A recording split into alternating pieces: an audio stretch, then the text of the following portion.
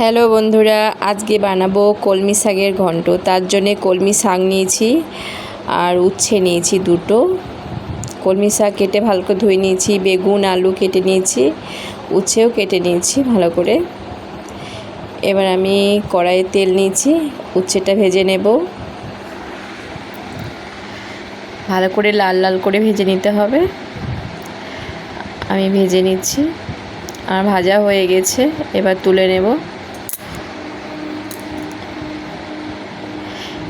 আজকে বানাবো উচ্ছে শাকের ঘন্ট।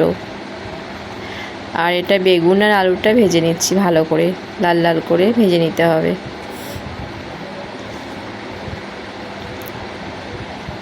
অল্প তেলের মধ্যে ভালো করে আমি ভেজে নিচ্ছি, একটু লবণ দিচ্ছি যাতে বেগুনটা আর আলুটা একটু হেজে নরম হয়ে যায়। আমার ভাজা হয়ে গেছে, এবার তুলে নিচ্ছি। এবার একটু অল্প তেল দিয়ে আমি রসুন ফোড়ন দিয়ে দিলাম। রসুনটা ভাজা ভাজা হয়ে এলে পারে ওর মধ্যে আমি একটু বড়ি দিয়ে দেবো। বড়ি ভাজা প্রথমে ভেজে নিতে হতো, প্রথমে মনে নেই বলে আমি এই তেলের মধ্যেই ভেজে নিচ্ছি। আর একটা শুকনো লঙ্কা আর 5 ফোড়ন দিলাম। এবার শাকটা দিয়ে দিচ্ছি। এবার শাকটা নাড়াচাড়া করছি। শাকটা একটু লবণ দিলাম যাতে তাড়াতাড়ি সেদ্ধ হয়ে যায়। আমি ঢাকা দিয়ে ভালো করে সেদ্ধ করে নিচ্ছি। শাকের মধ্যে যে জলটা বেরোবে ওর মধ্যেই শাকটা সেদ্ধ হয়ে যাবে। বেগুন আর আলু দিয়ে দিলাম। অল্প একটু আমি জল অ্যাড করেছি, ওটা দেখানো হয়নি। আদা আর অল্প জিরে গুঁড়ো, জিরে আর হলুদ গুঁড়ো। আমার এর থেকে আর কিছু মশলা লাগবে না।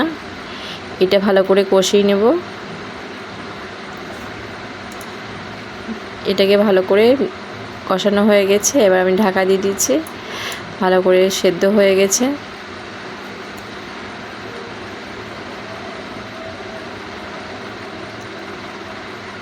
এরকম যদি শাক রান্না করা হয়, এক শাক দিয়ে মানে ভাত খাওয়া হয়ে যাবে।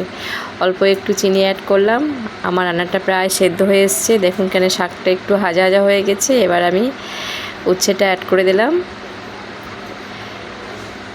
এবার আমি নামিয়ে নেব। আমার রান্নাটা কমপ্লিট। আজকের মতো কলমি শাকের ঘন্ট রেডি। আবার ফিরে আসবো নতুন রেসিপি নিয়ে। আপনাদের কেমন লাগলো অবশ্যই কমেন্টে জানাবেন। আজকের মতো বিদায় নিচ্ছি, সমাপ্ত।